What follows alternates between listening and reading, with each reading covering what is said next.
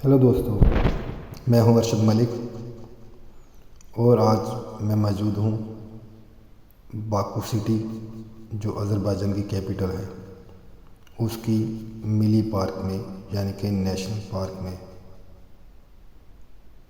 آج ہم اس کی سیر کریں گے اور ساتھ ساتھ میں آپ کو اس کی ہسٹری کے بارے میں بھی کچھ بتانا چاہوں گا۔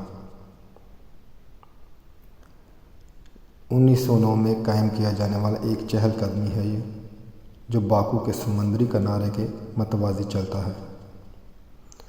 اس کی تاریخ 100 سال سے زیادہ پرانی ہے۔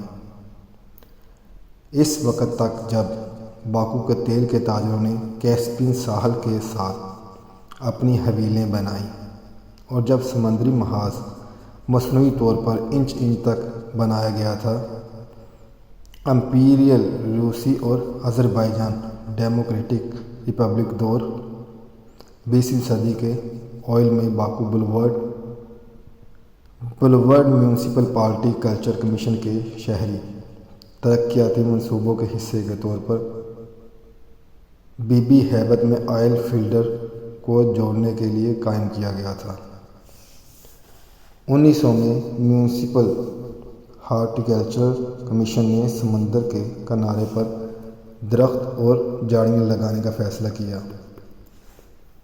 پولینڈ کے ایک انجینئر کازیمرز اسکوریچرز نے 20 میٹر چوڑے پشتے کو ڈیزائن کیا، جس میں پودوں کا استعمال کیا گیا جو باکو کی انتہائی گرم، خشک اور تیز آب و ہوا میں زندہ رہیں گے۔ 1909 میں باکو کے میونسپل کنسٹرکشن ڈپارٹمنٹ کے سربراہ محمد حسن ہاجنسکی نے ڈوما کی جانب سے اپنی قرارداد منظور کرنے کے بعد 60,000 روبل خرچ کر کے پارک کو بہتر کیا۔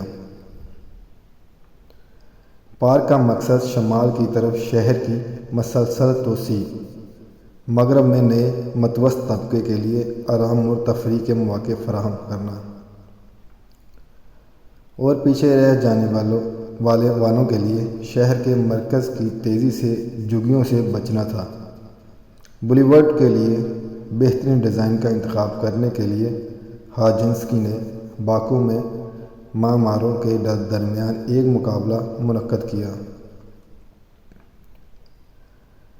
تاہم چونکہ شہر کے 30 معماروں میں سے زیادہ تر آئل بیرنگ کے لیے حویلیوں کو ڈیزائن کرنے میں مصروف تھے، اس لیے صرف 3 نے اس کے لیے منصوبے پیش کیے تھے۔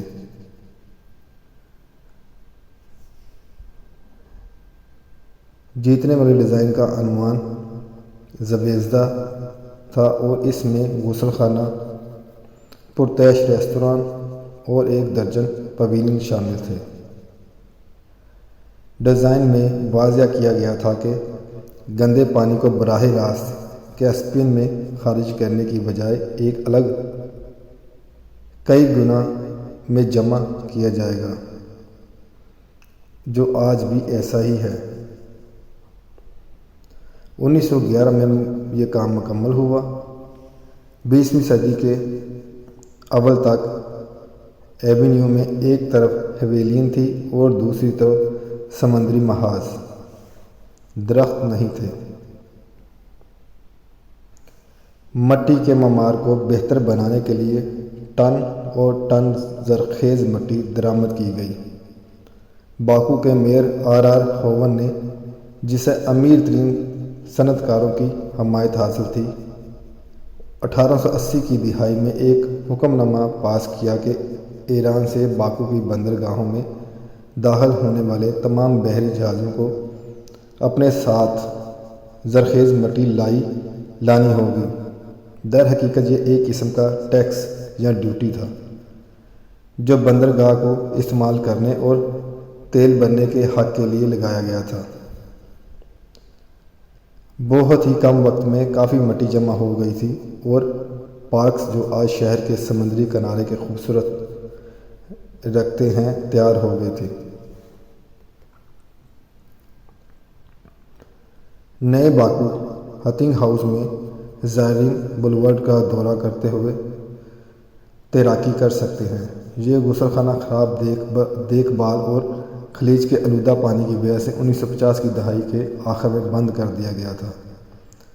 بہتر بولیوارڈ اب سوکر سرکل سے لے کر پرتعیش سینما، ریسٹورانٹ اور کیسینو تک پھیلا ہوا تھا، جسے فینومین کہا جاتا تھا، جسے 1912 میں پولینڈ کے معمار جوزف کلوسکو نے ڈیزائن کیا گیا تھا۔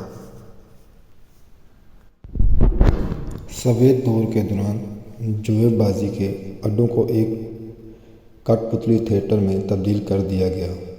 یہ ایک فنکشن جو آج بھی کام کرتا ہے۔ اس کے بعد بولیوارڈ کو باکو بین الاقوامی سمندری تجارتی بندرگاہ تک بڑھا دیا گیا۔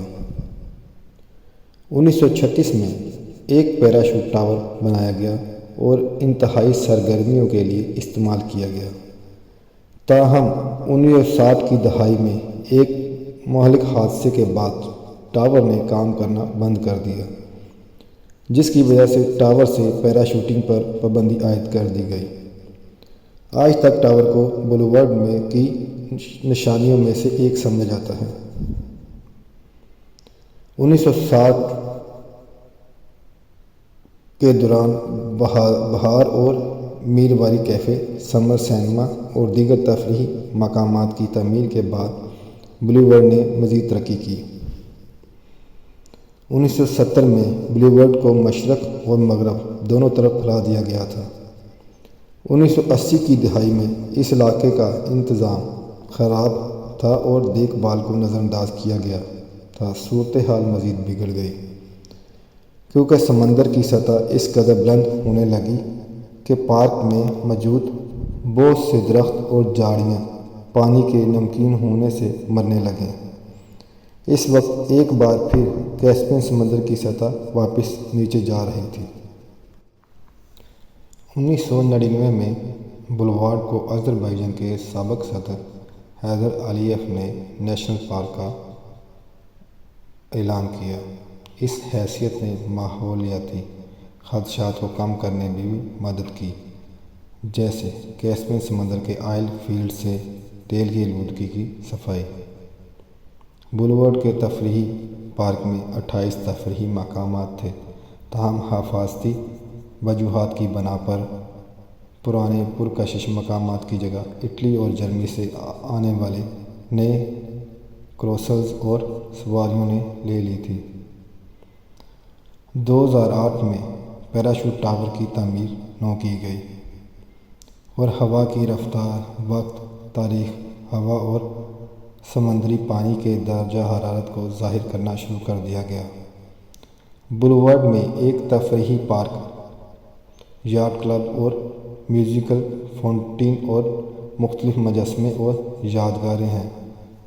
یہ پارک ڈاگ واکرز اور جاگرز کے لیے مشہور ہے اور سیاحوں کے لیے آسان ہے۔ یہ نو تعمیر شدہ انٹرنیشنل سینٹر آف موان اور میوزیکل فاؤنٹین سے ملحق ہے۔ بولیوارڈ کو 2009 میں اس کی 100ویں سالگرہ منائی گئی، کیونکہ اس کی تخلیق کی مخصوص تاریخ ابھی تک نامعلوم ہے۔